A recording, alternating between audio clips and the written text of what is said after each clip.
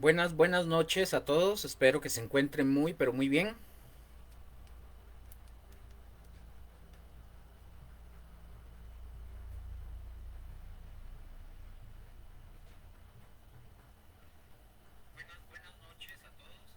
Ahí se oye perfecto el audio.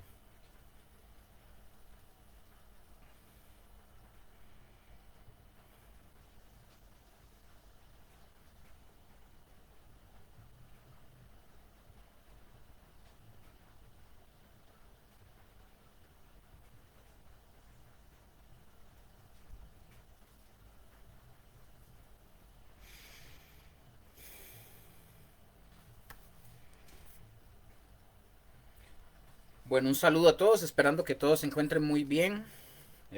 Dándole gracias al Señor porque estamos aquí. Hoy jueves 16 de octubre del 2025. Gracias al Señor, aquí estamos. Bueno, hoy estamos iniciando la otra etapa, ¿verdad? Del bimestre del estudio del libro del Apocalipsis.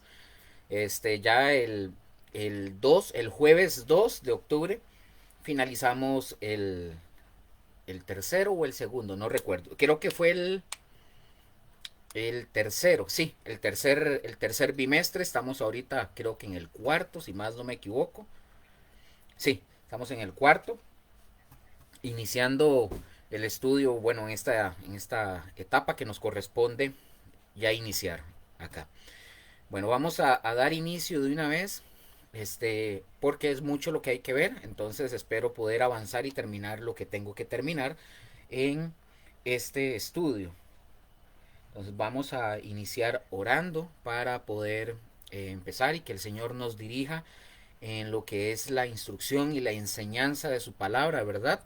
Y que todo lo que vayamos a hacer aquí sea que ustedes comenten o ustedes participen, lo que yo vaya a hablar y a decir y a enseñar, que sea todo dirigido por el Señor, porque recordemos que somos seres humanos, somos hombres, nosotros podemos equivocarnos, la palabra de Dios es infalible, no tiene errores, no tiene contradicciones, somos nosotros los seres humanos, ¿verdad? Que nos equivocamos y podemos dar un mal concepto o una mala interpretación. Entonces, en ese sentido, que el Señor nos dirija bien con todo lo que tengamos que hacer. Bueno, dando gracias al Señor. Ya ahorita les hago un resumen de lo que vimos el jueves 2 de octubre. Recordemos que la semana pasada no tuvimos estudio bíblico. Entonces voy a dar un breve repaso de lo que vimos el jueves 2. Si usted viene aquí por primera vez a ver este estudio bíblico, bueno, esto es una serie ya de estudios que hemos venido dando hace aproximadamente ya casi 6 meses, 7 meses más o menos por ahí. Hemos avanzado bastante. Ya Facebook, recordemos que Facebook elimina los videos después de 30 días, ellos lo borran, entonces no está aquí todo desde el inicio, usted puede ir directamente al canal personal mío que es Luis Luker, Luz y Verdad, ahí está en la playlist o en la lista del canal, pues ahí hay una serie de cursos, ahí usted va a encontrar específicamente el estudio del libro del Apocalipsis desde que iniciamos hasta este punto. Usted lo puede ir a ver ahí si usted tiene así el deseo. Entonces, bueno, vamos a orar para poder dar inicio al estudio. Bueno, Padre, gracias te damos por esta noche, por la oportunidad que tú nos das de estar aquí, Señor, porque es un privilegio que tú nos das a nosotros de poder venir y escuchar tu palabra, aprender de tu palabra, comer de tu palabra, ser instruidos en tu palabra, Señor, para poder ser purificados, para ser limpios, Señor, para enseñarnos, para instruirnos, Señor, para corregirnos, Señor. En el nombre de Jesús te damos gracias. Te exaltamos y te glorificamos en esta noche. Yo te pido en el nombre de Jesús, Señor, que tú te glorifiques con mis hermanos, con mis hermanas, Señor, en donde ellos quiera que estén, que tú te glorifiques, Señor, en ellos al escuchar tu palabra, que tu presencia pueda, Señor, descender sobre cada uno de ellos. Alumbra los ojos del entendimiento de cada uno de ellos, Señor. Llénalos de tu Santo Espíritu, Señor, y ayúdanos, Señor, a obedecerte, a obedecer tu palabra, Señor. Señor, no solamente a conocerla, sino a vivirla, Señor, a practicarla, Señor, en nuestra casa, con nuestros hijos, con nuestra esposa, con el esposo, con la familia, con los papás, con la mamá, con los hermanos, con la familia, con los amigos, con los compañeros de trabajo, Señor, donde quiera que estemos, en la universidad, en la escuela, donde sea, ayúdanos, Señor, a poner en práctica tu palabra, Señor, en el nombre de Jesús, y que todo el mundo pueda ver a Cristo a través de nuestro ejemplo de vida, en el nombre de Jesús. Amén y amén. Bueno, mis hermanos, vamos a dar inicio. Entonces voy a darles un resumen de lo que vimos el jueves, la semana tras anterior, no la anterior, sino la tras anterior de lo que habíamos visto, ¿verdad? Para iniciar, ¿verdad? Voy a ponerlos en contexto, ¿verdad? La semana del jueves 2 de octubre pasado, del 2 de octubre pasado, el estudio, recordemos, este estudio fue una de los más reveladores que tuvimos ese día. Nos introdujimos en el clímax del conflicto espiritual. Voy a bajar un poquito la silla para quedar más a nivel ahí. Nos introdujimos, como dije, en el clímax de lo que es el conflicto espiritual, ¿verdad? Lo que era la guerra en el cielo. Entonces, para ir viendo, esto fue lo esencial. Voy a enumerarles ciertos incisos o ciertos puntos que vimos. Lo esencial. Voy a enumerarles lo esencial que aprendimos el jueves 2 de octubre. Número uno, el conflicto. Vimos una batalla cósmica entre el arcángel Miguel y sus ángeles, y también el dragón, que es Satanás, y sus ángeles. No fue una batalla aislada como lo estudiamos y lo vimos, sino que fue una campaña bélica decisiva. La identidad, el número dos, perdón, número dos, la identidad de Miguel.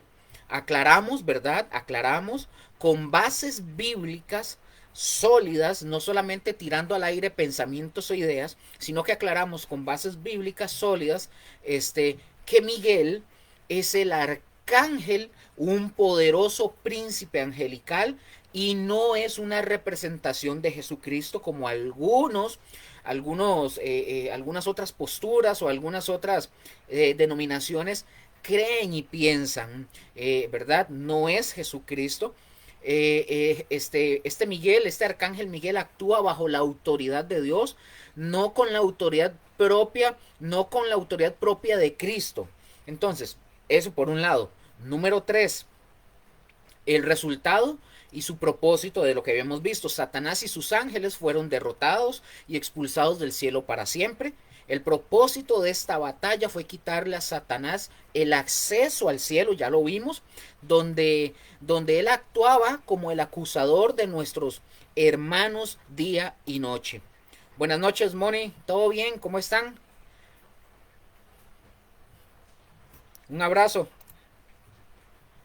Entonces, vimos cómo Satanás es expulsado del cielo, que iba siempre como un sapo a estar acusando, ¿verdad? A día y noche. Esta es una victoria monumental. Número 4, las consecuencias. Al ser Satanás arrojado, ¿verdad? Al ser Satanás arrojado a la tierra, Satanás desciende con ira, sabiendo Satanás que le queda poco tiempo. Esto explica la intensificación sin precedentes del mal y de la persecución, ¿verdad? Durante la gran tribulación. Ay, Josué también, por ahí lo vi. Josué, bendiciones, no lo había visto. ¿Cómo está? Mónica, ¿dónde está José? Póngame ahí. ¿Está ahí en casa o está en San Carlos?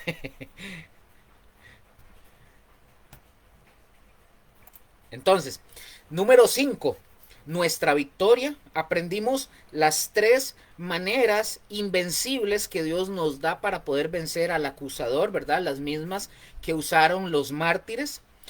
¿Cuáles fueron estas? La de los mártires que utilizaron la sangre del cordero, el poder de la muerte expiatoria de Cristo que nos limpia de toda acusación. El otro punto, la palabra del testimonio de ellos, fue una fe personal y una vida que declara la verdad de Dios. Y como punto número 3, ¿verdad? De lo que habla de estos mártires, no amar la vida hasta la muerte. Una entrega, o sea, que es una entrega total a Cristo donde nuestra lealtad a Él está por encima de nuestra vida física. Entonces, mis hermanos, en resumen, vimos la derrota legal y celestial de Satanás que sella su destino y nos asegura que aunque la batalla en la tierra se intensifique, la victoria final ya está ganada en Cristo Jesús. Amén. Bueno, vamos a dar inicio. Bueno, voy a darles un resumen de lo que vamos a ver hoy. Un breve resumen de lo que vamos a ir viendo.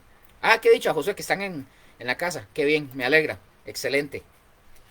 Entonces vamos a un resumen de lo que vamos a ver hoy. En el estudio bíblico del día de hoy vamos a avanzar en lo que es el drama de Apocalipsis capítulo 12. Después de que Satanás es arrojado del cielo, un Satanás furioso persigue a la mujer. Ya sustentamos que la mujer es Israel. Y vamos a estudiar, en este momento vamos a estudiar lo siguiente. Voy a darles unos incisos o unos puntos. El escape milagroso, cómo Dios le da a la mujer las dos alas de la gran águila para huir al desierto. Aclaremos que esto no se refiere a aviones literales, sino al poder y la fortaleza sobrenatural que Dios dará a su pueblo para escapar, tal como lo hizo también en el Éxodo. Número 2, eso ya ahorita lo vamos a ir a ver.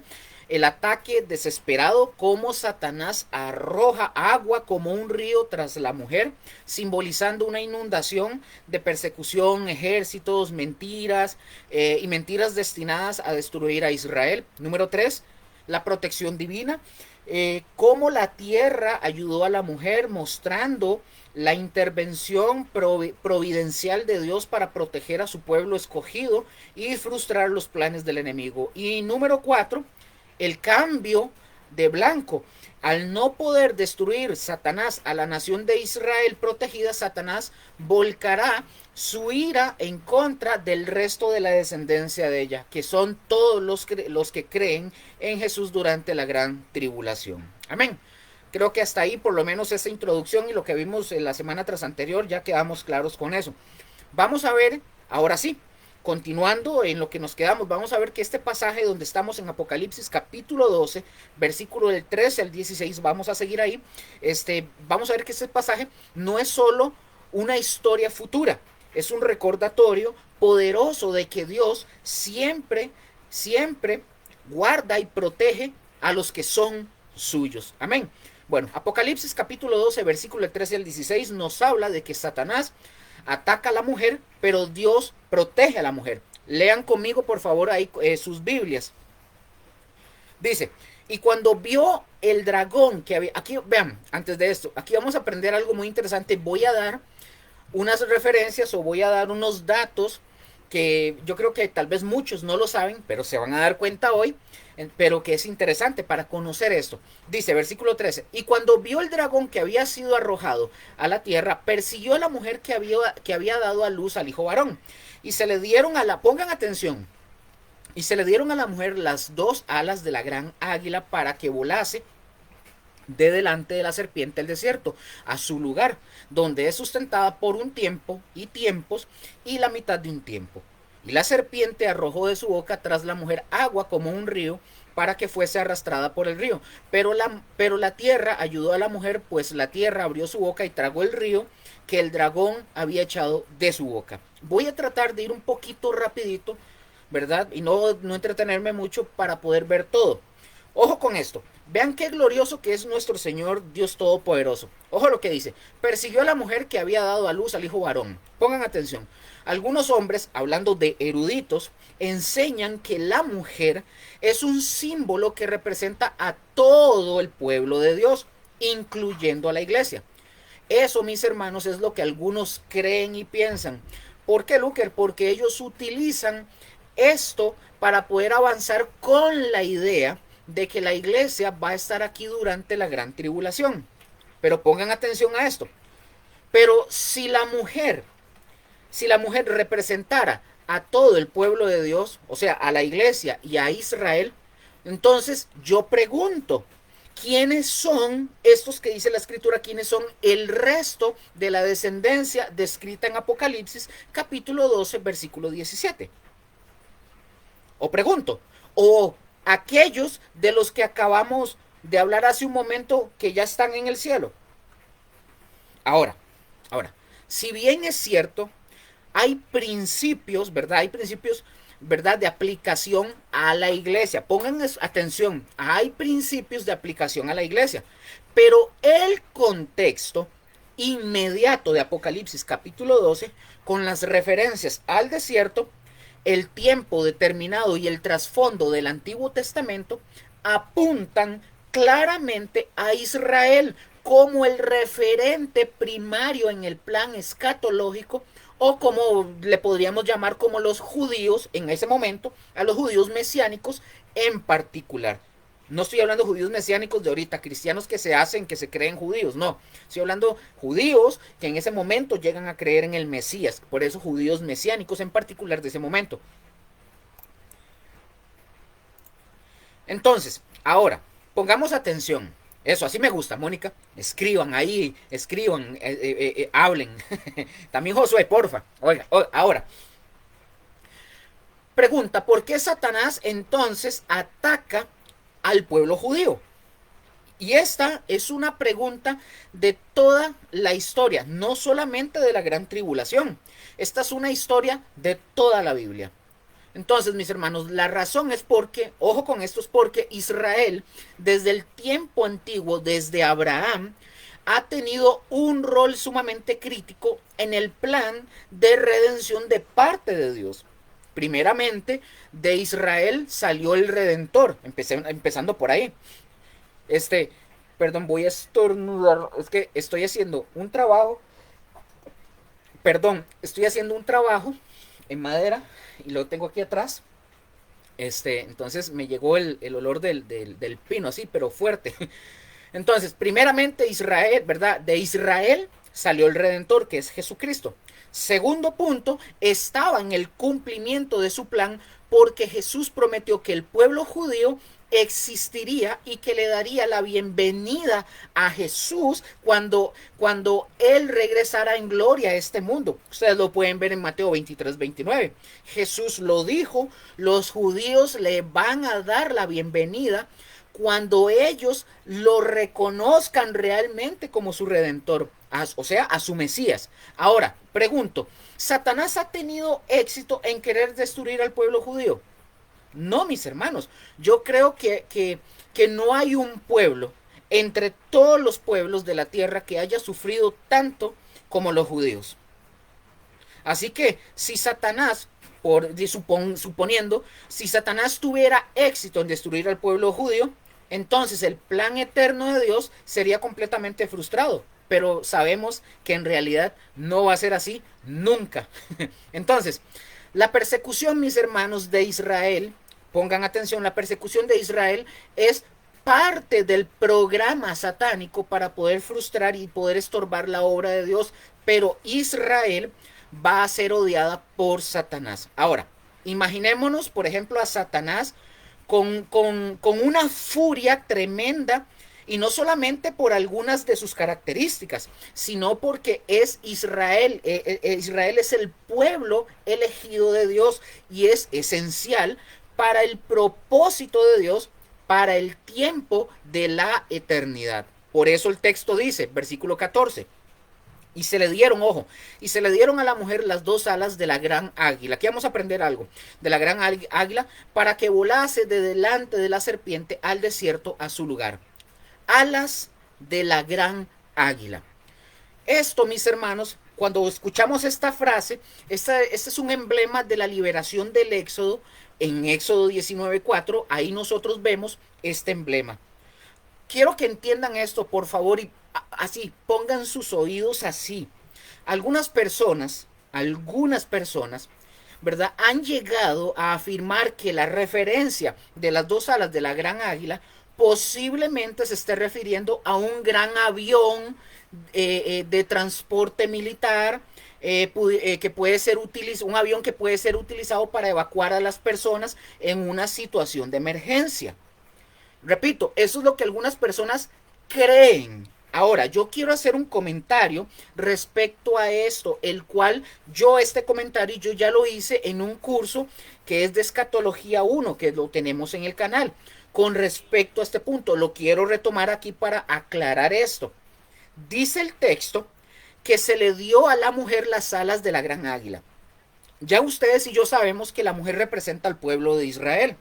Y dice que se le dieron estas dos alas para que huyera. Pregunto, ¿qué creen o qué se imaginan ustedes que son estas alas de la gran águila? Pueden escribirlo ahí. ¿Qué creen ustedes que es, que significan estas dos alas de la gran águila? ¿O qué quiere decir qué quiere decir esto? Que se van a subir aviones y van a poder escapar de los enemigos de Israel, o sea, del anticristo. Es eso. Otra vez, mis hermanos, y lo digo, repito, sin modo de burla ni nada para esas personas. No, no, no, no.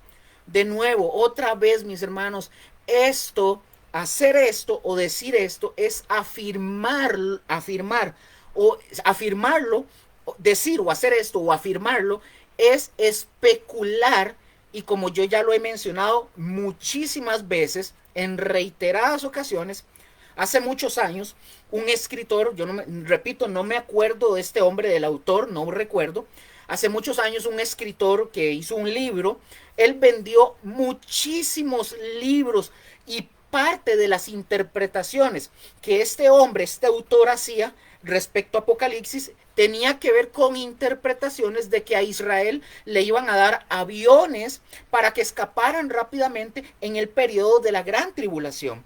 Y en la época en la que este hombre escribe este libro y lo pone a la venta, todo el mundo hacía wow, se maravillaba y hablaba, y la gente decía, uy, qué verdad, este autor tiene la verdad, wow, qué impresionante. Pero de nuevo, mis hermanos, de nuevo, este autor no tenía en cuenta el contexto general de la escritura, de la escritura, y erró al afirmar algo que la escritura no dice.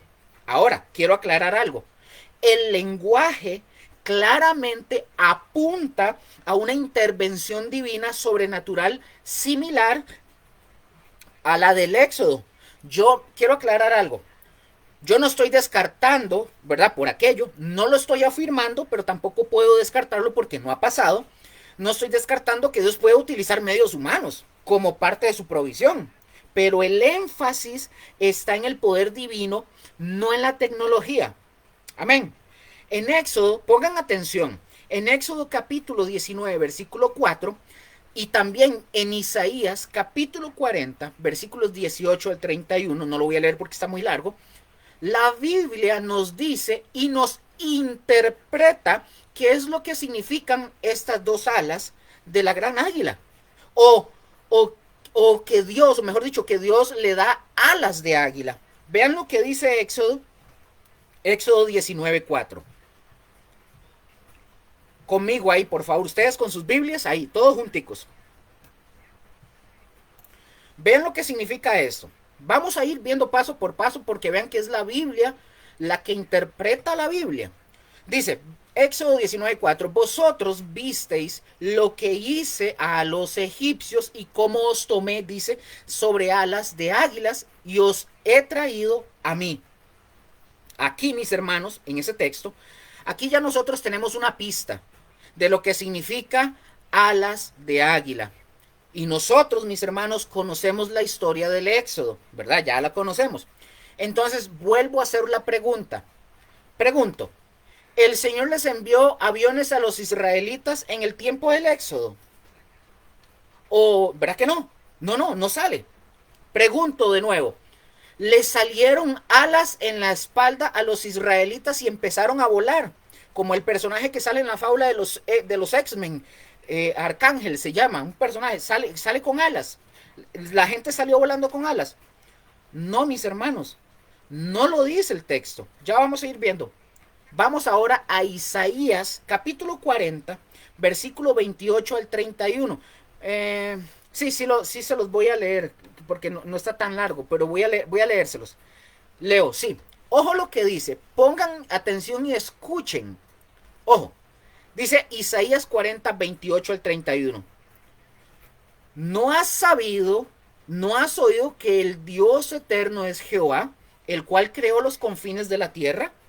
No desfallece ni se fatiga con cansancio, perdón, y su entendimiento no hay quien lo alcance. Versículo 29.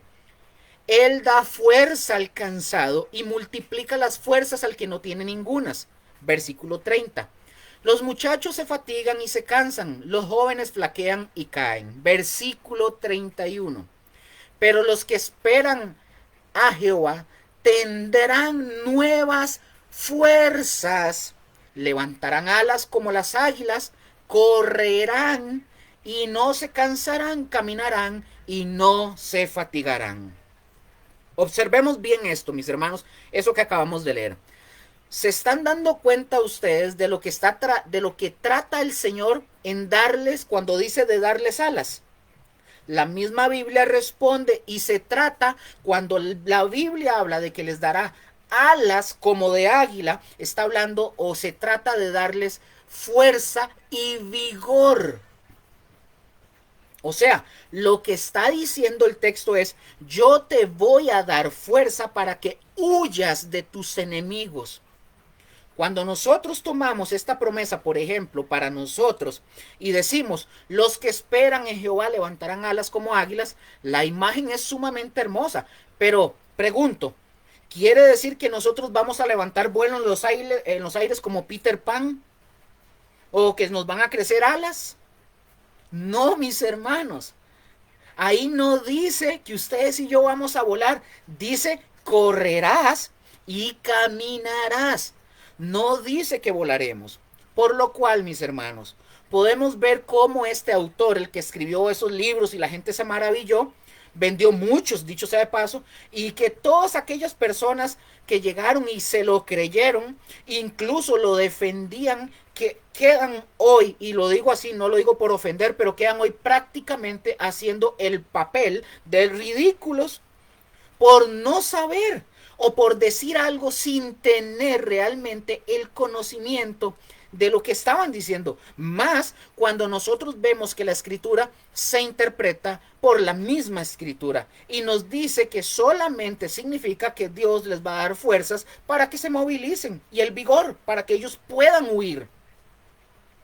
Como dije, no estoy descartando de que en la soberanía de Dios, ¿verdad? Puede haber intervención humana que Él permita que se les ayude.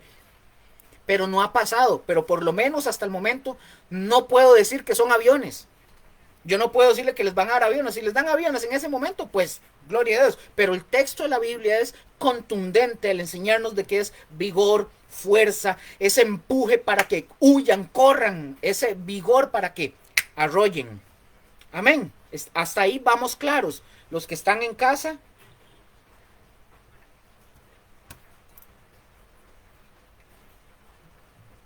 bueno, yo creo que sí. Ahí veo ahorita los comentarios, cualquier cosa. Entonces, mis hermanos, teniendo claro este punto de las alas, seguimos con el tema. Amén. Bueno, la protección de Israel, mis hermanos, de Israel de la persecución satánica durante la segunda mitad de la es efectuada mediante un acto sobrenatural. Pongan atención. El verbo se le dieron de una palabra griega que es edotesam. Se las voy a compartir acá. Edotesam. Aquí ya venimos con la parte técnica. Edotesam es el aoristo indicativo en voz pasiva del griego, y aquí se los comparto, del griego,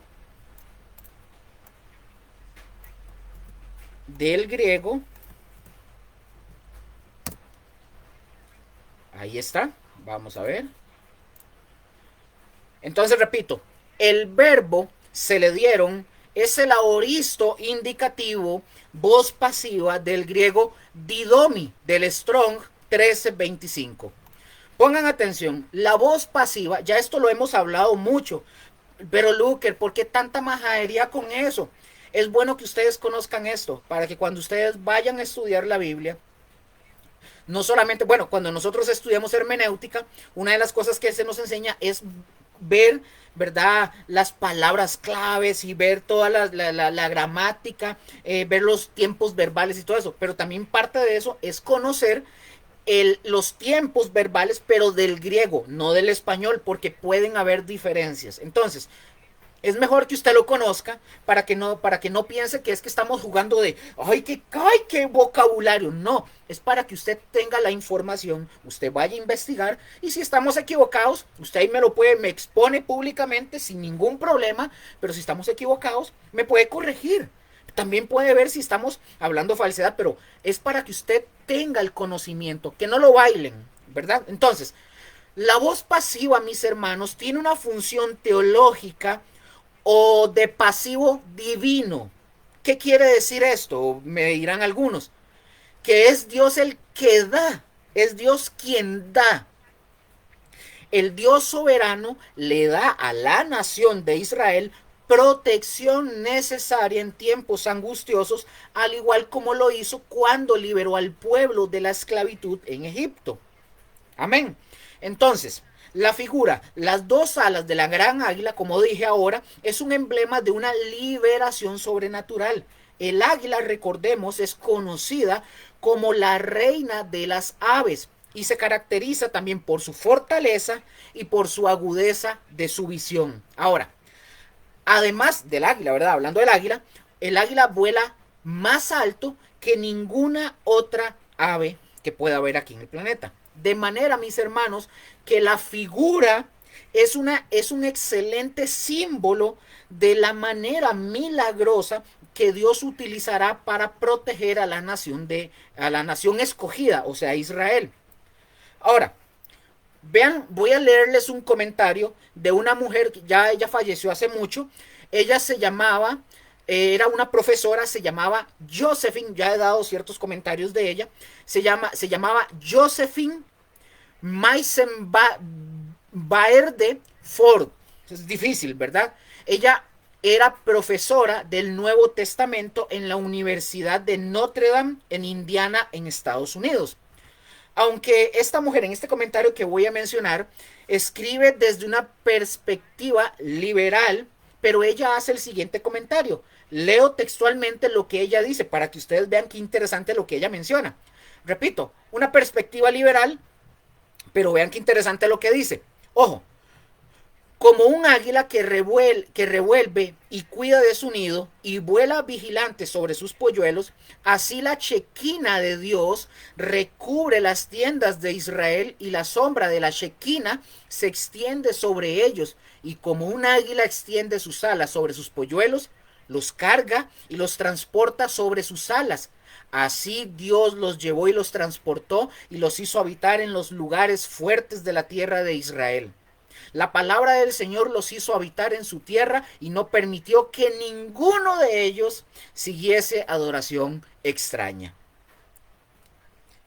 Tiene lógica lo que dice esta mujer, repito, a pesar de su perspectiva, pero tiene lógica con lo que está diciendo, con base a lo que estamos leyendo sobre las alas. Amén. Entonces, las alas de la gran águila, nuevamente, las alas de la gran águila, mis hermanos, permitirán a la mujer huir de la persecución de la serpiente. Aquí el lenguaje metafórico significa que Dios proveerá un lugar para la protección de la nación de Israel y los medios para que Israel escape a dicho lugar. Por eso, mis hermanos, por eso tenemos que aprender ustedes y yo a tener el contexto general y que leamos nuestras Biblias. Importante, el hecho de que Dios hable en lenguaje figurado no le da a nadie el derecho de interpretar los textos como a cada quien se le antoje. Ups. Por eso es simbólico estas grandes alas como de águila. Pero al final de cuentas, mis hermanos, Dios va a proteger al pueblo de Israel. Amén. Hasta aquí, por favor, indíquenme. ¿Vamos claros? ¿Vamos entendiendo todo lo que estamos aprendiendo? ¿Sí o no? Nada más ahí. Versículo 14, mientras ahí lo ponen. Y se le dieron a la mujer las dos alas de la gran águila para que volase de delante de la serpiente al desierto, a su lugar, donde es sustentada por un tiempo y tiempos y la mitad de un tiempo. La Biblia, mis hermanos, no revela, y lo digo en mayúscula, en negrita, letra 8000, la Biblia no revela dónde será o dónde estará este lugar. Solo dice que está en el desierto y que es un lugar, es el lugar de ella. Algunas personas, dicho sea de paso, algunas personas han especulado que será en las ruinas de la ciudad de Petra, Edom. Pero esta sugerencia, otra vez, es especulativa. ¿Por qué es especulativa? Porque la Biblia no lo dice. Puede ser ahí, Luker, probablemente, pero yo no lo puedo afirmar porque la Biblia no lo dice. Lo que sí lo que sí podemos asegurar es que donde quiera que sea este lugar de protección, o este lugar de protección esté, donde quiera que esté, Dios sustentará a la mujer, o sea, a la nación de Israel, por un tiempo y tiempos y la mitad de un tiempo, es decir, por 3 años y medio, que será exactamente la duración de la segunda mitad de la tribulación. Además, mis hermanos, este lugar estará fuera del alcance de Satanás. Por ahí también, para que lo tengan ahí. Esto, mis hermanos, es otra referencia de los 3 años y medio de este periodo, indicando que estos eventos y esta persecución dramática hacia Israel va a tomar lugar en la semana 70 de Daniel capítulo 9, la semana que aún falta. Amén. Versículo 15, vamos.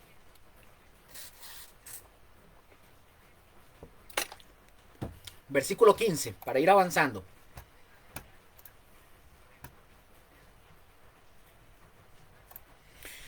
Dice, y la serpiente arrojó de su boca tras la mujer agua como un río para que fuese arrastrada por el río. ¿Qué podríamos nosotros aquí, qué podríamos nosotros notar en esto que estamos leyendo?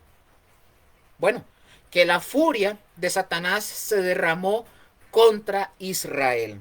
Y esto va a suceder, mis hermanos, después de la abominación desoladora, cuando el anticristo profane el templo, del que nos habló Jesús en Mateo 24, del 15 al 22. Jesús habló en términos distintivos diciendo, subid a la azotea, orad que vuestra huida no sea en invierno, ni en día de reposo, que no estén en cinta, etcétera, etcétera, todo lo que mencionó Jesús. ¿Por qué? ¿Por qué, Luker? Porque este pasaje describe la furia con la cual Satanás se va a ir en contra del pueblo de Israel. El versículo 15, mis hermanos, pone de manifiesto que Satanás posee capacidades sobrenaturales. Dicho sea de paso, ahí lo estamos viendo, con el fin de alcanzar su propósito de destruir a la mujer. Entonces, ¿qué hace Satanás? Satanás, dice la escritura, arrojó de su boca tras la mujer agua como un río. Observemos, ve aquí hizo un énfasis ahí, observemos la figura de dicción, no adicción, dicción conocida como el símil, que dice agua como un río. Su objetivo, pongan atención, su objetivo es para que fuese arrastrada, literalmente para hacer que fuera arrastrada por el río. Satanás, mis hermanos, se percata de que la mujer, o sea, la nación de Israel, se escapa de su alcance y, consecuentemente, ¿qué hace Satanás? Arroja tras la mujer agua semejante a la de un río con el fin de destruirla. A pesar, mis hermanos, a pesar del lenguaje metafórico, o tal vez debido a este, la idea del versículo es sumamente clara.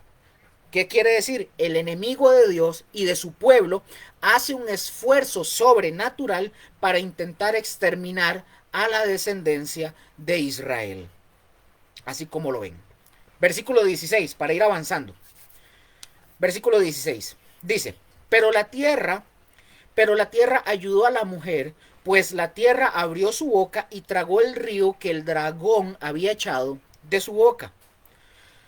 Vean, la protección divina no le falta a la mujer, o sea, a la nación de Israel. Aunque el texto no lo expresa de esta manera, hay suficientes antecedentes para afirmar que la tierra abrió su boca y tragó el río por decreto divino. Por ejemplo, Por ejemplo, el cántico de Moisés dice: extendiste tu diestra, la tierra los tragó, condujiste en tu misericordia a este pueblo que redimiste, lo llevaste con tu poder a tu santa morada. Éxodo 15, versículos 12 al 13. El faraón, por ejemplo, el faraón egipcio, recordemos, él quiso destruir al pueblo de Dios, pero ¿qué pasó? La tierra los tragó y el pueblo fue librado. Hay otros casos, por ejemplo, en los que Dios abrió la tierra para que se tragara a los transgresores. Por ejemplo, en Números 16, 28 al 33, Números 26, 10, Deuteronomio 11, versículo 6, Salmo 106, versículo 17. Ahora, algunos expositores intentan darle una explicación natural o racionalista tanto al agua arrojada por Satanás como al abrirse de la tierra para tragar el agua. El texto bíblico, tanto en el Apocalipsis como en otros pasajes, sugiere que se trata de acciones sobrenaturales. Dios está efectuando la consumación de su propósito eterno que implica la manifestación de su reino. Ahora, el maligno, o sea, es decir, Satanás, ¿qué hace Satanás? Intenta obstruir el plan de Dios y el cumplimiento del pacto abrámico. Entonces, ojo con esto. Si Satanás logra destruir a Israel, el pacto abrámico no podría cumplirse.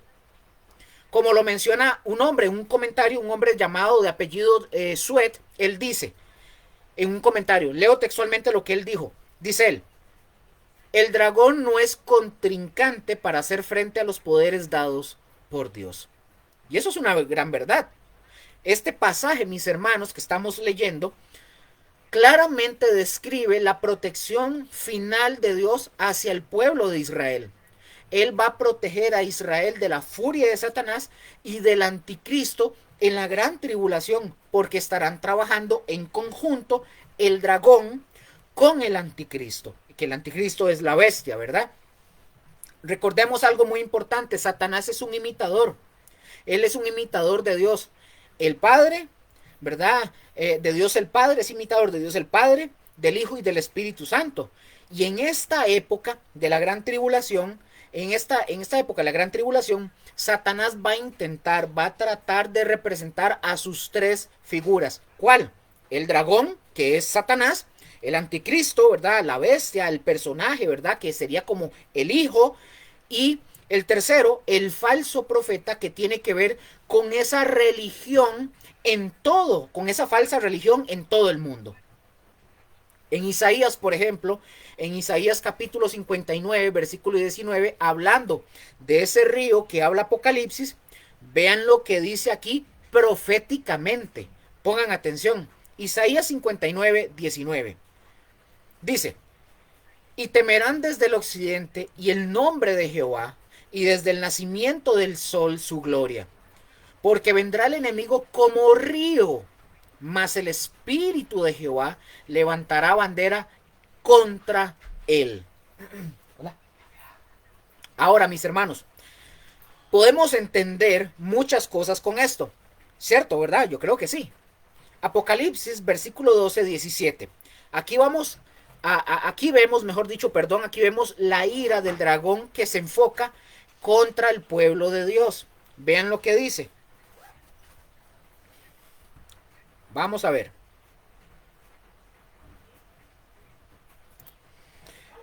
Capítulo 12, versículo 17 dice: entonces el dragón se llenó de ira contra la mujer y se fue a hacer guerra contra el resto de la descendencia de ella, los que guardan los mandamientos de Dios y tienen el testimonio de Jesucristo. Ojo, esto nos está hablando de lo glorioso, de que este pueblo judío llegara el momento en que sus ojos son abiertos, o llegará el momento en que sus ojos serán abiertos y ellos ponen toda su confianza en el Redentor, en el Mesías, que es Cristo Jesús. El fracaso de Satanás, mis hermanos, produce en él una reacción de ira contra la mujer. Es decir, se volvió furioso debido a la mujer. Quizás, mis hermanos, Satanás no puede explicarse por qué Dios protege a la simiente de Israel sin merecerlo. El diablo, mis hermanos, por supuesto, no tiene noción alguna del significado de la gracia de Dios. Al no poder descargar su ira sobre la mujer a quienes Dios protege, Satanás se fue a hacer guerra contra el resto de la descendencia de ella. Pongan atención. Este grupo de israelitas, evidentemente, no está en el lugar de protección donde la mujer está. ¿Se acuerdan que la mujer fue llevada al desierto? Y al no poder alcanzarla, ¿qué hace Satanás? Se va en contra del resto de la descendencia de ellos. Entonces se comprende y se entiende de que esta gente, a los que él se va encima, no están resguardados en ese momento donde está la mujer. Versículo 17. Entonces el dragón se llenó de ira contra la mujer y se fue a hacer guerra contra el resto de la descendencia de ella. Hay algunas personas, mis hermanos, o grupos de personas, ¿verdad?, que piensan que la frase el resto de la descendencia de ella se está refiriendo o se refiere a gentiles cristianos. Hay otros que creen que se refiere a cristianos individuales sin diferenciar origen racial. Pero también están los que creen que Juan, el apóstol Juan, está hablando de un remanente judío diferente de la mujer que representa, ¿verdad?, a Israel como un todo. Algunas otras personas creen que lo más razonable es tomar la frase el resto de la descendencia de ella como equivalente a los 144,000 israelitas que durante la tribulación estarán esparcidos sobre la faz de la tierra anunciando las buenas nuevas del reino, llamando a hombres y a mujeres a poner su fe en el Mesías en ese periodo, así como lo oyen. Entonces, los 144,000 israelitas son llevados, son sellados, ya lo vimos, eso ya lo estudiamos, son sellados en el capítulo 7, versículos del 1 al 8, y son identificados como siervos de Dios. Ahí los vimos. El mismo grupo de los 144,000 aparece de nuevo en Apocalipsis capítulo 14, versículos del 1 al 5. La descripción que se da de ellos en Apocalipsis capítulo 14, versículos del 4 al 5, está en relación con Apocalipsis capítulo 12, 17 que estamos leyendo. Vean qué interesante. Número 1. ¿Por qué? Porque guardan los mandamientos de Dios. Y número 2, tienen el testimonio de Jesucristo. Entonces, mis hermanos, pongan atención. Los 144,000 siervos de Dios, según Apocalipsis 14, guardan los mandamientos que Dios les dio y obedecen al Señor, dando fiel testimonio de la verdad que el Señor Jesús enseñó. También podríamos nosotros pensar que cuando dice que hace guerra contra el resto de la descendencia de la mujer, quiero que me escuchen esta palabra, posiblemente también se esté refiriendo a dos partes. Por un lado se refiere al pueblo de Israel como la mujer, y por otro lado puede ser a los gentiles que vienen a la fe en Jesús durante la etapa de la gran tribulación. O bien, como está sustentado por muchas personas eruditos, que se refiere a los 144,000. Aquí les voy a decir mi punto. Al final de cuentas, estas personas son los blancos particulares de la persecución de Satanás y del anticristo en los últimos días, durante estos 3 años y medio. Ya sea que esto comience o continúe la feroz persecución de todos aquellos que no quieren someterse a adorar a este gran dictador satánico, también pueden estar incluidos los mártires, ¿verdad?, de este periodo, que ya los vimos en Apocalipsis capítulo 6 de versículos 9 al 11, y los vimos también en Apocalipsis capítulo 7 de 9 al 17. Ahí ya hablamos de estos mártires, que ellos menospreciaron sus vidas hasta la muerte. Y acá, ojo, y es aquí, mis hermanos, precisamente cuando Satanás ha perdido la batalla por las almas de los santos en el cielo. Amén. Hasta aquí. ¿Vamos comprendiendo todo? Porque viene una parte que sí, por el amor al Señor, pongan mucha atención porque aquí viene algo muy interesante. Creo que, espero que sí, que hayamos entendido bien todo lo que estamos viendo. Ahí me dicen, por favor. Aquí terminamos el capítulo 12 de Apocalipsis. Vamos a avanzar un poquito en el capítulo 13. Las dos bestias que nos va a hablar este capítulo. Amén. Pongan atención porque aquí vamos a ver algo sumamente interesante. El capítulo 12 de Apocalipsis es crucial a la hora de interpretar el argumento del libro del Apocalipsis. Ojo con esto. Conjuntamente con el capítulo 13 y el 14, este capítulo revela quiénes serán los protagonistas centrales del periodo de la tribulación.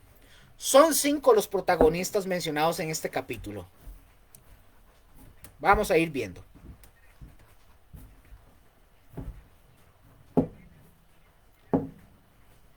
Número 1, el dragón que simboliza, número 1, la mujer que simboliza a Israel.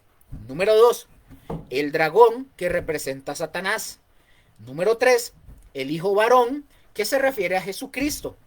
Número 4, el resto de la descendencia de la mujer, ¿verdad?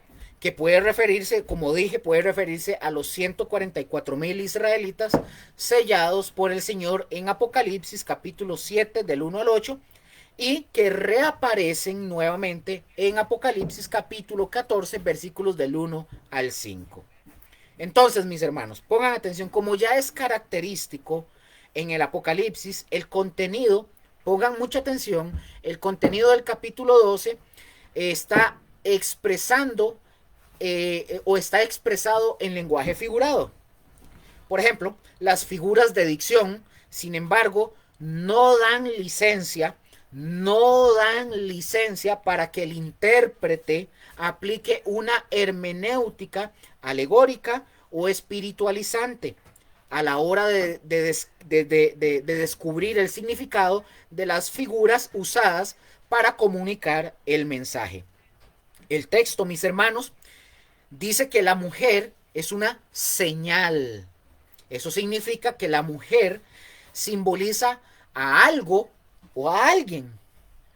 El exégeta debe proceder objetivamente para descubrir de qué o de quién la mujer es señal. Lo mismo, mis hermanos, sucede con la identificación del dragón escarlata. La figura, por ejemplo, la figura del dragón, según el texto, es otra señal. El versículo 9 revela que el dragón representa a Satanás. De modo que no es necesario estar especulando en cuanto a esta identificación. No obstante, mis hermanos, el intérprete tiene que lidiar con el hecho de la figura del dragón. Pregunto, ¿qué pretende decir Juan cuando describe a Satanás como un gran dragón? Bueno, el apóstol Juan sin duda pretende describir la naturaleza o el carácter de Satanás. Un dragón habla de un ser temible, aterrorizante, de gran fortaleza, que intimida a quien lo esté contemplando incluso. Entonces, una vez más, se hace necesario destacar que el lenguaje figurado no debe interpretarse figurada o alegóricamente. Las figuras de dicción en cualquier idioma tienen un significado literal que es, vamos a ver, que es aquel que le asigna la comunidad que lo está usando o que lo usa. Se dice, por ejemplo, de un artista o de un deportista que es una estrella, ¿verdad? Se dice que es una estrella, pero esta figura es usada para decir que este artista o este deportista sobresale por encima de otros.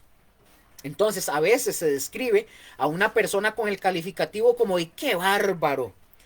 Para referirnos a esta persona que es una persona fiera, que es como muy arrojado, o que es tosco, o que es inculto incluso.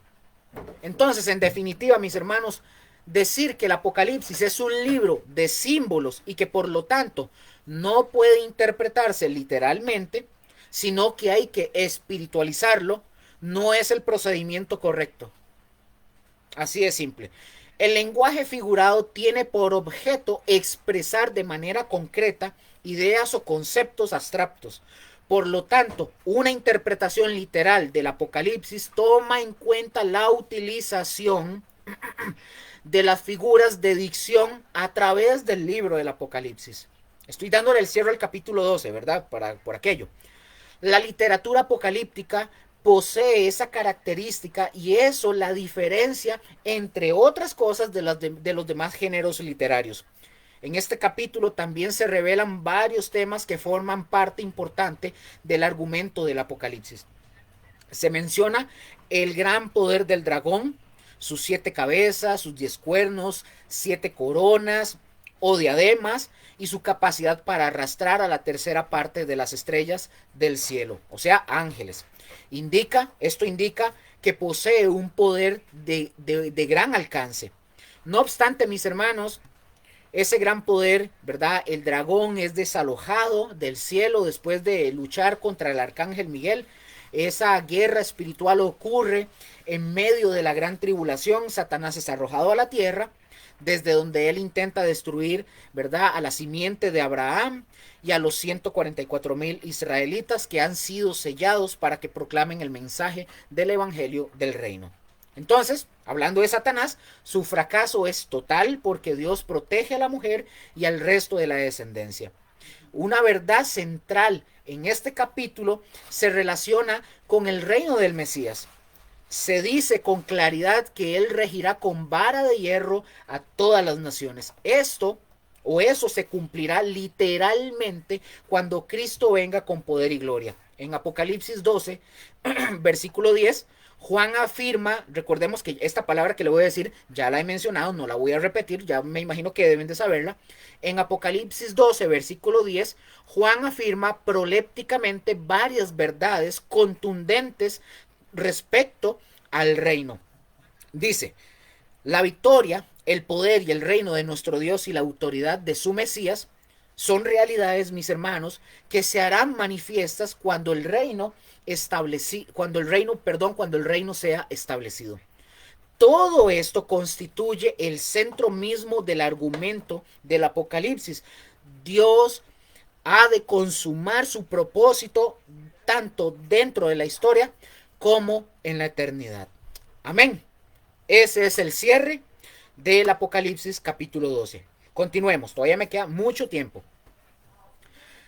Vamos a ver aquí ahora, mis hermanos. Bueno, pregunto, los que están en casa, ¿comprendimos lo que acabamos de hablar?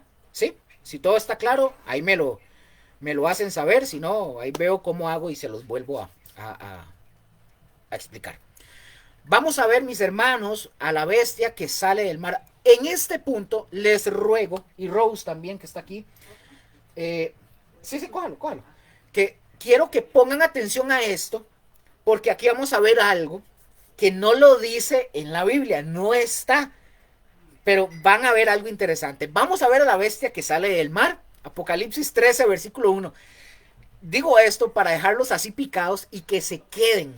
Vean esto. Apocalipsis 13:1. Esta es la visión de Juan al ver una bestia saliendo del mar. Pongan atención. Dice el texto. Me paré sobre la arena del mar y vi subir del mar una bestia que tenía 7 cabezas y 10 cuernos, y en sus cuernos 10 diademas, y sobre sus cabezas un nombre blasfemo. Pongan atención. Me paré sobre la arena del mar. Mis hermanos, aquí en este punto, antes de verlo, vamos a darnos una quebrada de cabeza. Vamos a rompernos la cabeza un poquito todos. Cuando se estudia detenidamente el final de la visión de la mujer y el dragón y el inicio de la profecía de las dos bestias, hablando del capítulo 12 al capítulo 13, pongan atención, nos encontramos con una diferencia textual y de numeración que es trascendental entender para una correcta exégesis de lo que estamos estudiando. Ahora sí, aquí se va a poner bonito. Pongan atención, hasta Rose, ahí la tengo. Por ejemplo, por favor, Rose, tome. Prenda un poco la luz. Por favor, si ustedes tienen en sus manos o en sus casas una Biblia Reina Valera 1960, ábranla o ábranla en el capítulo 13, entre el 12, finalizando el 12 y entrando al 13. La mayoría de las Biblias, ¿verdad? En español derivadas del Textus Receptus, van a notar lo siguiente. Ojo lo que dice Apocalipsis 12, termina en el versículo 17 con la frase, ¿cierto o no? Díganme si es verdad o no. Termina con la frase, y el dragón se llenó de ira contra la mujer y se fue a hacer guerra contra el resto de la descendencia de ella. Eso dice. Ok. Ajá. Apocalipsis capítulo 13, versículo 1, comienza inmediatamente con, me paré sobre la arena del mar y vi salir del mar una bestia, ¿cierto? Que tenía 7 cabezas y 10 cuernos. Ajá, listo. ¿Qué es el Textus Receptus? Se los voy a compartir aquí en el link, bueno, perdón, en la barra de comentarios, para que ustedes lo tengan. Me interesa que ustedes lo tengan para que ustedes lo estudien. ¿Qué es el Textus Receptus? El Textus Receptus, o mejor en español, hablemoslo como ticos, significa texto recibido. Es la edición impresa del Nuevo Testamento en griego que se consolidó entre el siglo XVI y el siglo XVII. Pongan atención porque esto es algo que nos va a volar la cabeza a todos. Basada principalmente, o sea, este Textus Receptus o el texto recibido, basada principalmente en manuscritos bizantinos medievales. Este, mis hermanos, fue el texto griego estándar usado durante la Reforma Protestante y sirvió de base para 3 puntos. Número 1, para la traducción de Lutero al alemán. Número 2, la versión de la King James al inglés. Y número 3, sirvió para la Reina Valera de 1602 en español. Vamos claros ahora. La pregunta que aquí surge, ¿cuál es esta pregunta?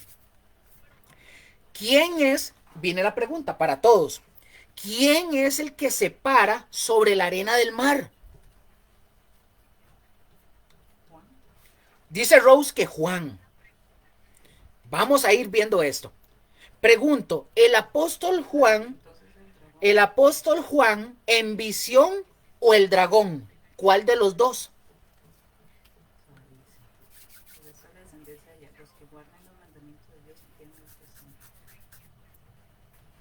Aquí vamos a ver porque aquí ya se puso el asunto. En mi ignorancia digo que Juan por el contexto, lo que dice, ¿verdad? Por el contexto y porque dice me paré. Ok. Porque no está hablando del dragón en ningún momento. Correcto. Rose no está equivocada, dice que Juan, pero vamos a ver. Exacto. Vamos a ver. ¿Quién es el que está parado sobre la arena del mar? ¿El apóstol Juan en visión o el dragón? Aquí, mis hermanos, es donde entra, es donde entra la crítica textual o la crítica textual nos ilumina. Pongan atención. Los manuscritos griegos más antiguos y autoritativos presentan una lectura ligeramente diferente. Ojo, aquí empezamos con la quebrada de cabeza. El texto griego crítico representado por el Novum Testamentum, yo no sé inglés, ¿verdad? Que es Graece o Greece, no sé, la NA28, ahorita les explico cuáles son, que son estas siglas, lo que representan la palabra completa, esa es como su nomenclatura, ya lo vamos a ver. La NA28 y la The Greek New Testament y también la VS5. Ya les voy a decir qué significa esto.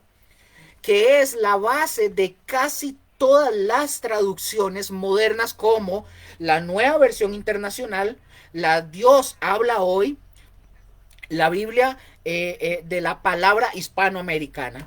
Resuelve esta ambigüedad de la siguiente manera. Ojo, escuchen. Apocalipsis 12:17 dice, entonces el dragón enfurecido se enfureció contra la mujer y se fue a hacer guerra. Eso lo dice igual la Reina Valera. Apocalipsis 12:18. ¿Tien? Sí, sí. Apocalipsis 12:18.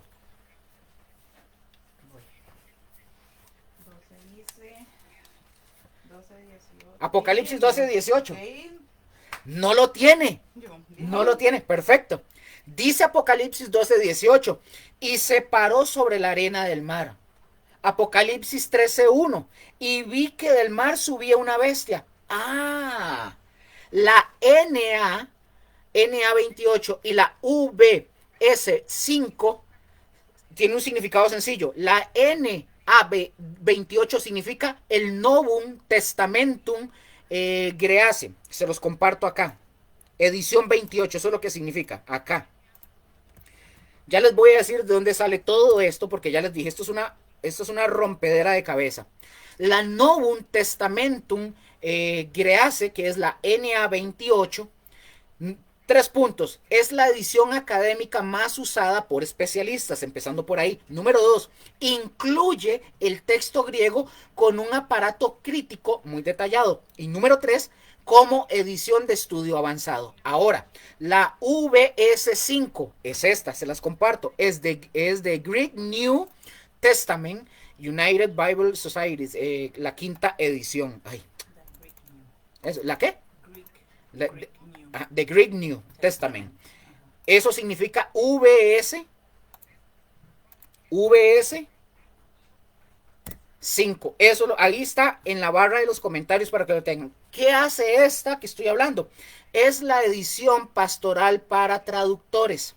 Tiene el mismo texto griego que la NA 28. Incluye menos notas técnicas, más prácticas, como una edición de trabajo para traductores. Viene una pregunta. ¿Cuál es la evidencia para esta división? Número 1. Manuscritos clave. Esta numeración cuenta con el apoyo de manuscritos unciales, como se le conocen unciales, se le conoce, eso significa manuscritos mayúsculos, de primer orden como el Códice Alejandrino. Estoy diciendo todo esto para entender por qué no aparece el versículo 18 del Apocalipsis 12, que de una vez brinca al capítulo 13, versículo 1, y ahí, ¿qué pasó? Por eso estoy enseñando esto con sustento, no para que alguien diga, no, es que falta el versículo, pero ¿por qué? No sé, es que falta. No, es el sustento. Manuscritos clave, repito. En numeración cuenta con el apoyo de manuscritos unciales, que se le conocen como manuscritos mayúsculos, de primer orden como el Códice Alejandrino, ¿verdad? Del siglo V, y el Códice Ephraemi Rescriptus, son difíciles de decir, también del siglo V. Crucialmente, también la apoya el papiro 115, que data del siglo III y es uno de los testigos más antiguos del libro del Apocalipsis. Número 2.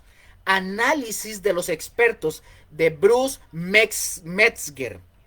En su autoritativo, vamos a ver, es que yo no sé inglés, ¿verdad? Pero se los voy a compartir aquí. De este experto, Bruce Metzger, en su autoritativo A Textual Commentary on the Greek New Testament, en la página 667, este hombre argumenta a favor de esta lectura. Él explica que el verbo en cuestión, separó, esta palabra separó, está en tercera persona en singular, o sea, él separó, no en primera persona personal, como decir yo me paré. Esto, al decir esto, mis hermanos, esto identifica claramente al sujeto como el dragón del capítulo 12, versículo 17, y no a Juan. La omisión, pongan atención porque estamos aprendiendo. La omisión de este versículo, del versículo 18, que no está, la omisión de este versículo puente, porque es un versículo puente, en algunos manuscritos, por ejemplo, como el Códice Sinaítico, pudo deberse a un error ortográfico en la copia conocido como el homoiteleutón. Se los voy a compartir porque suena hasta demasiado ridículo mencionarlo porque ni siquiera así se los voy a compartir así.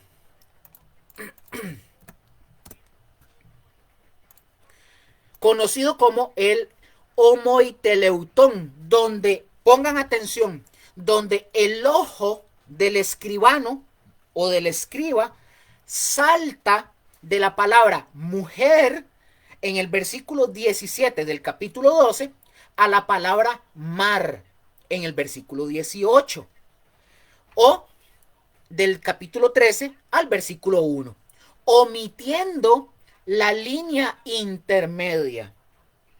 Ahora, ya les explico qué es el homoiteleutón. ¿Qué es eso, Luker? Y ahorita les doy un ejemplo para que puedan entender por qué la omisión de ese versículo y poder comprender que el que se para es el dragón en la arena. ¿Qué es el homoiteleutón? Esta palabra significa o es una falta ortográfica en la copia que ocurría cuando los escribas o los escribanos antiguos saltaban accidentalmente de una palabra a otra similar en un manuscrito. Por ejemplo, un ejemplo real, Apocalipsis 12:18, que no está en nuestras Biblias de la Reina Valera de 1960, no está. Entonces, Apocalipsis 12:18 es un manuscrito que decía lo siguiente, termina, contra la mujer, y se paró sobre la arena del mar, y luego dice, y vi subir del mar. ¿Logran ver la diferencia? Por favor, díganme que vamos comprendiendo porque esto es complejo, es una partidera de cabeza.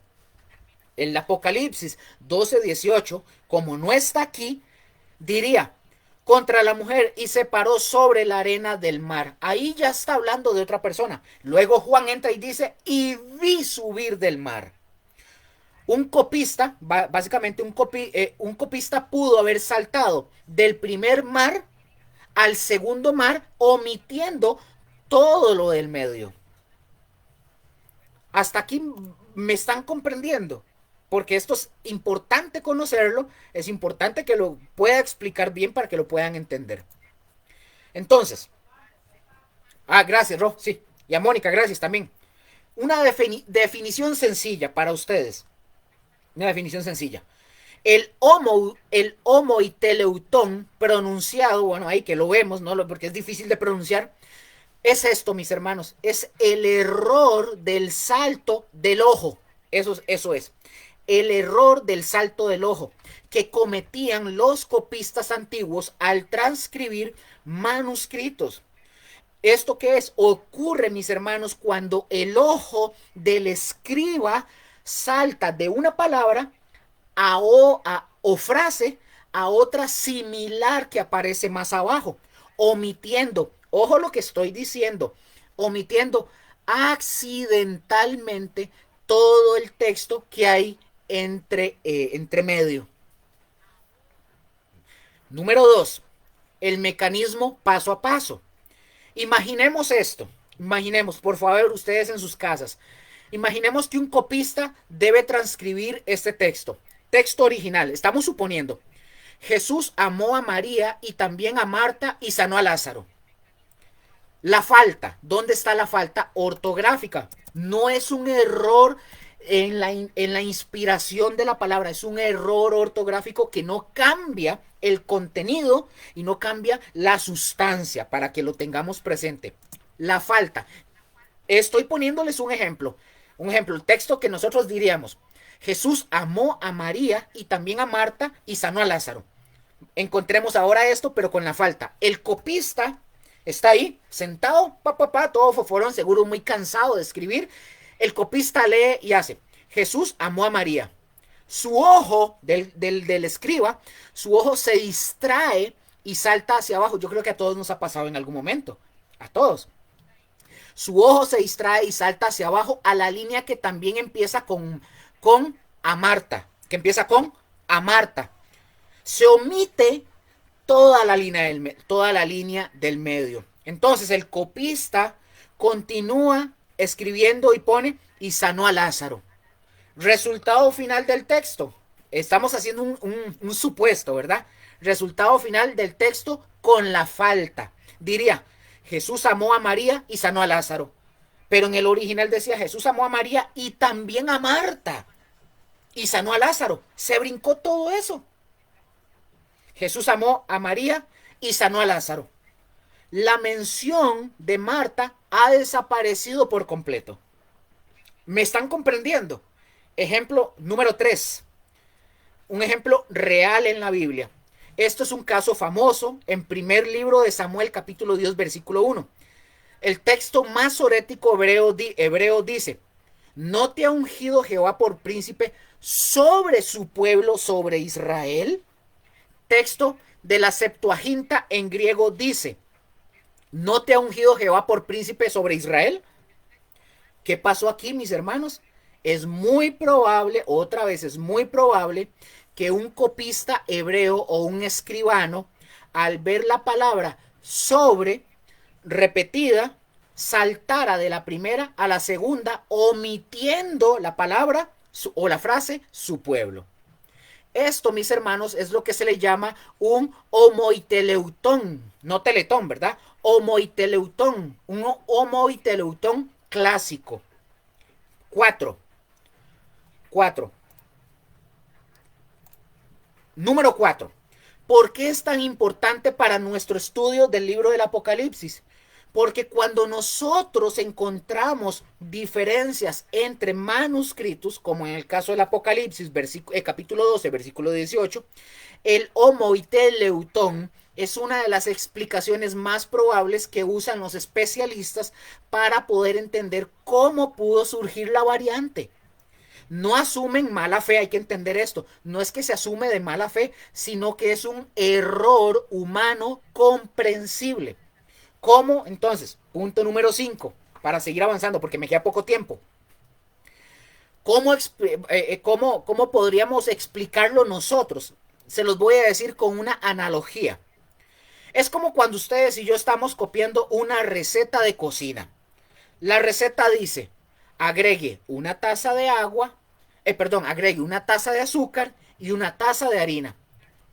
Es muy fácil que si nos distraemos, nuestro ojo salte la primera frase que dice una taza al segundo y terminemos escribiendo, agregue una taza de harina. Omitimos totalmente la taza de agua. Y nos olvidamos por completo del azúcar. Del azúcar, porque la primera era azúcar. Mis hermanos, eso es exactamente lo que les pasaba a los copistas de la Biblia. Es una falta o error ortográfico o de distracción, no de contenido. Amén. No se trata que un texto esté mal y que el otro esté bien, sino de una diferencia en la tradición de numeración de versículos que afecta la claridad interpretativa. En la numeración tradicional, por ejemplo, de Reina Valera de 1960, la acción de pararse en la arena se le atribuye gramaticalmente al apóstol Juan, aunque el contexto sugiere lo contrario. En la numeración del texto crítico, la NA28 y la VS5, la acción se le atribuye explícitamente al dragón, lo que es exegéticamente más preciso. Este detalle textual, mis hermanos, este detalle textual es de suma importancia. Muestra al dragón, o sea, Satanás, tomando una posición estratégica de autoridad sobre la arena del mar. Un punto de control en el ámbito celestial de donde fue expulsado de donde fue expulsado el terrenal y marítimo, ¿verdad? Desde allí, mis hermanos, él mismo, o sea, hablando del dragón, él mismo da origen y autoridad a la bestia que surge del mar. Esta transición, mis hermanos, bien señalada en el texto crítico, en el texto griego crítico, enfatiza el control y la inspiración satánica detrás de los poderes ¿verdad? Del anticristo. Amén. Entendimos claro lo que tiene que ver el homoiteleutón. Toda esa hablada que me eché es para poder fundamentar del por qué no aparece Apocalipsis capítulo 12 versículo 18. No afecta el contenido, no afecta para nada la revelación preciosa de nuestro Señor, pero es interesante conocer este detalle. Amén. Bueno, sigamos. Con todo este alcance, mis hermanos, perdón, con todo este antecedente que acabamos de ver, nosotros leeríamos el texto así como que si fuera capítulo 12, versículo 18, y se detuvo sobre la arena del mar. Este versículo, como ya dijimos, no aparece en la Reina Valera de 1960, aunque sí aparece en la primera parte del capítulo 13, versículo 1, con la variante del verbo en primera persona en singular. La mejor forma de lectura, sin embargo, es la que ofrece este comentario, ya que tiene el apoyo de los mejores manuscritos que los que acabo de evidenciar. El sujeto del verbo se detuvo es el dragón, quien ha fracasado doblemente. En su persecución en contra de la mujer no tiene éxito porque Dios le ha preparado un lugar y también es quien la sustenta, ¿verdad? A la mujer por un periodo de 3 años y medio, o sea, el tiempo que dura la segunda mitad de la tribulación. También, ¿verdad? El dragón fracasa en su guerra contra el resto de la descendencia, ¿verdad? De la descendencia de la mujer, porque es posible que Dios no permita que los 144,000 sufran algún tipo de daño. A pesar de dar testimonio público de Jesucristo y de guardar fielmente los mandamientos de Dios, nadie los puede tocar ni dañar. Satanás ha llegado a su límite. Ahora le resta llenar de poder y dar su propio trono a la bestia, o sea, al anticristo, que se presentará delante de la humanidad como la persona capaz de resolver todos los problemas que agobian a la sociedad humana. Surge del mar, ¿verdad? Que representa, perdón para corregir aquí algo,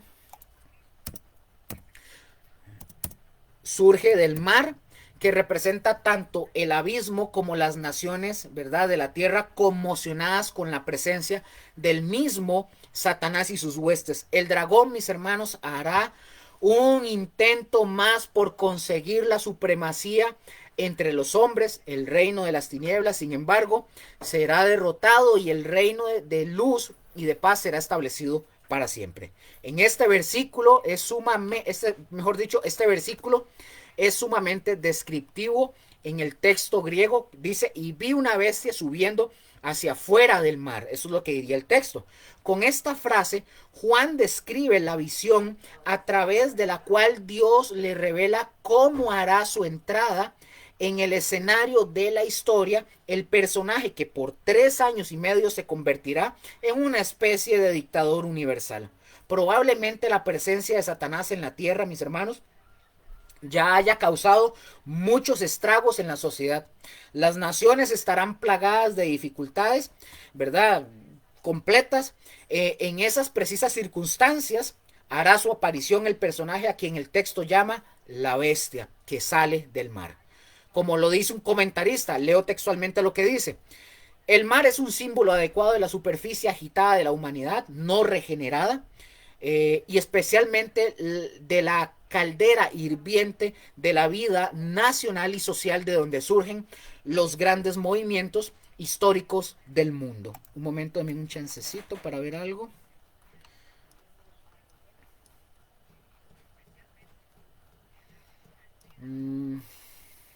No, estoy viendo porque creo que no voy a poder alcanzar toda la lección hoy, pero vamos ahí, voy a quedar ahorita cuando termine, en cierto punto, y lo continuamos la siguiente semana, porque es que era bastante. Entonces, por ejemplo, mis hermanos, a muchas personas, no sé, por ejemplo, cuando hablamos del mar, ¿verdad? Nos gusta ir al mar, pero vieras que interesantemente el pueblo judío en los tiempos bíblicos le tenían miedo al mar, porque ellos lo veían como salvaje, sin domarse. Era un lugar de miedo para el pueblo judío. En el tiempo de Salomón, Israel llegó a tener incluso un equipo de marina sumamente grande. Por ejemplo, en el primer libro de Reyes, capítulo 9, versículo 20 al 27, nos habla de esto en el versículo 26 y 27 que dice, hizo también el rey Salomón naves en Esión Geber, que está junto a Elot, en la ribera del Mar Rojo, en la tierra de Edom, y envió Hiram en ellas a sus siervos, marineros y diestros en el mar, como los siervos de Salomón, con los siervos de Salomón. Mis hermanos, debido a que el antiguo Israel estaba preocupado del mar, lo cual el mar para ellos era una figura de maldad y de caos, lo cual parece como resistirse a Dios, aunque la resistencia era básicamente sin éxito. Ahora, el que obra la salvación, mis hermanos, que básicamente es nuestro Dios en medio de la tierra, dice que Él dividió, ¿verdad?, el mar con su poder y quebró cabezas de monstruos en las aguas. Ustedes lo pueden ver, Salmo 74, del 2 al 13. Todo esto, ¿verdad?, que estamos leyendo tiene relación con la bestia que surge del mar. Vean lo que dice, leo rápido, Salmo 74, versículo 12 al 13 dice, pero Dios es mi rey desde tiempo antiguo, el que obra salvación en medio, en medio de la tierra. Dividiste el mar con tu poder, quebraste cabezas de monstruos en las aguas. Entonces, otro más, Salmo 89 del 8 al 9 dice, oh Jehová, Dios de los ejércitos, ¿quién como tú? Poderoso eres, Jehová, y tu fidelidad te rodea. Versículo 9, tú tienes dominio sobre la braveza del mar, cuando se levantan sus ondas, tú las sosiegas. ¿Se acuerdan qué fue lo que hizo Jesús con sus discípulos en la barca cuando estaban preocupados y asustados? Ellos le dicen, Señor, no te preocupes, vamos a morir, nos vamos a hundir. Se levantó Jesús, mandó a calmar las aguas y las sosegó y punto. Este es un ejemplo, mis hermanos, y otro es cuando Jesús manda, ¿verdad? Y se pone que ya ellos vivieron una experiencia anteriormente, Jesús está orando en la montaña, los ve, ¿verdad?, en medio del mar otra vez, en medio de la dificultad, pero ahora Jesús no estaba con ellos en la barca y Jesús camina por las aguas en medio de los vientos, las olas gigantes, y Jesús va caminando a ellos para demostrarles que Él tiene el control y el poder sobre todo, como lo dice el texto, cuando se levantan sus ondas, tú las sosiegas. O sea, Él tiene dominio, mis hermanos, de todo. Ahora, ¿cuál es la alusión de todo lo que hemos estado hablando? ¿Cuál es? Bueno, los impíos, mis hermanos, son como el mar en tempestad y que no pueden estar quietos. Y sus aguas arrojan como cieno, ¿verdad? Como lo dice Isaías 57 del 20 al 21, dice, pero los impíos son como el mar en tempestad que no pueden estarse quietos y sus aguas arrojan cieno y lodo. No hay paz, dijo mi Dios, para los impíos. La bestia, mis hermanos, la bestia de la visión, es el sexto protagonista de la tribulación mencionadas por el apóstol Juan. El vocablo o la palabra bestia se usa metafóricamente para describir el carácter o la personalidad interna del anticristo. Su falta de compasión y su orgullo exceden los límites de lo humano para caer en lo bestial. El profeta Daniel, por ejemplo, en el capítulo 7 tuvo una visión en la que él contempló 4 bestias grandes, diferentes la una de la otra, ¿verdad? Que subían del mar. Y posteriormente un ser celestial le dice a Daniel, estas 4 grandes bestias son 4 reyes que se levantarán en la tierra. Daniel 7:17. Y la última de las bestias que Daniel vio tenía 10 cuernos en su cabeza. De entre los 10 cuernos dice que brotó un cuerno pequeño que desarraigó a 3 de los 10 originales. Daniel 7:8. Entonces el ángel, ¿verdad? El ángel que le da el mensaje a Daniel no le da la oportunidad a Daniel para especular, ¿verdad?, respecto al significado de la cuarta bestia. Sus 10 cuernos y el cuerno pequeño, que, ¿verdad?, ya le comunicó lo siguiente, le dice el ángel, La cuarta bestia será un cuarto reino en la tierra, el cual será diferente de todos los otros reinos, y a toda la tierra devorará, trillará y despedazará. Y los 10 cuernos significan que de aquel reino se levantarán 10 reyes, y tras ellos se levantará otro, el cual será diferente de los primeros, y a 3 reyes derribará, y hablará palabras contra el Altísimo, y a los santos del Altísimo quebrantarán, y pensará en cambiar los tiempos y la ley, y serán entregados en su mano hasta tiempos y medio tiempo. Daniel 7, 23, 25. Y es importante, mis hermanos, ya casi finalizamos, es importante observar la hermenéutica que el ángel celestial utiliza para declararle a Daniel el significado de la visión. El lenguaje, ¿verdad? Y eso está relacionado con Apocalipsis, no me estoy saliendo del tema. El lenguaje de Daniel 7, mis hermanos, es sin duda alguna metafórico, propio de la literatura apocalíptica. Y el intérprete, o sea, este ángel celestial, sin embargo, no alegoriza ni espiritualiza el significado del pasaje, sino que utiliza una hermenéutica normal o natural. Las 4 bestias son 4 reyes con su reino y no un número indeterminado de reyes. Los 10 cuernos, mis hermanos, representan a 10 reyes. El cuerno pequeño representa a un rey que gradualmente se hará grande, y los 3 cuernos, ¿verdad? Que son desarraigados, significa...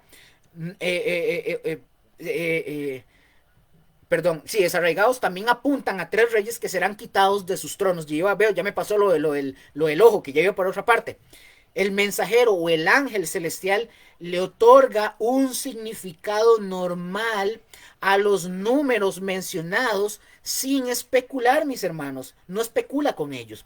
Ese mismo principio debe de aplicarse a los números que aparecen en el Apocalipsis, a menos que el contexto obligue al intérprete a hacer lo contrario.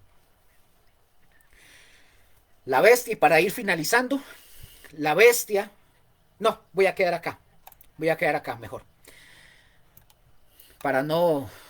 Para saber que aquí vamos a continuar, porque si no me endulzo con esto y seguimos y no terminamos. La siguiente semana, mis hermanos, Dios primero, vamos a continuar este estudio. Vamos a seguir con la segunda parte de esta, porque todavía sigue. No logré terminar en su totalidad esta lección del día de hoy porque era bastante, pero era importante ver algunos aspectos con respecto a todo lo que vimos. Entonces, aquí voy a quedar. Eh, la siguiente semana, en la finalización de esta parte, eh, voy a hacer un cierre interesante, pero también vienen unas preguntas, objeciones de personas de otras posturas, incluso con respecto a lo que estamos estudiando, y también voy a darle sus debidas refutaciones a esas preguntas u objeciones. No lo puedo hacer ahorita porque no he terminado este estudio de hoy. Lo continúo la siguiente semana, y lo que me queda, terminamos y arrancamos con otra más, ¿verdad? Porque ya lo que me queda es poco, pero no puedo quedarme más tiempo para no quitarles más tiempo. Entonces, eh, vamos a continuar la siguiente semana, como dije, todo majadero. Les recuerdo nuevamente, Dios primero, que si nos presta la vida, nos vemos el otro jueves. Y, por favor, todo lo que aquí se está enseñando viene con un fuerte fundamento. No para que usted diga qué bravo, qué carga, no, es para que usted lo analice, es para que usted estudie, usted tenga un buen fundamento, con palabras técnicas, con cuestiones ahí que usted pueda ingresar y estudiar. No se quede nada más con lo que usted está escuchando. Usted no está obligado a comerse todo lo que aquí decimos, usted tiene que ir a investigarlo. No lo digo porque estemos dudando de lo que enseñemos, no, lo digo para que usted se reafirme con lo que usted está escuchando y aprendiendo, o lo que estamos aprendiendo. Amén. Pregunto antes de orar, Mónica, Josué, creo que Rose, no sé, todo en orden.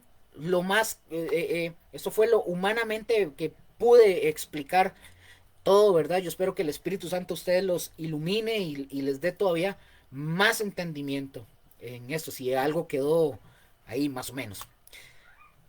Bueno, sí, Ro. Ok, dice Rose que todo en orden. Bueno, mis hermanos, vamos a orar y cerramos. Padre, gracias te damos por la palabra que tú nos diste hoy, por la enseñanza, Señor, tan hermosa de tu palabra. Es hermosa tu palabra, Señor. Es hermoso todo lo que ya tú tienes establecido, tus planes, tus propósitos. Gracias. Gracias porque hemos demostrado, Señor, que tu palabra no tiene errores. O sea, en la inspiración divina, Señor, en tu consejo, tú no cometiste errores. Los errores los cometemos nosotros.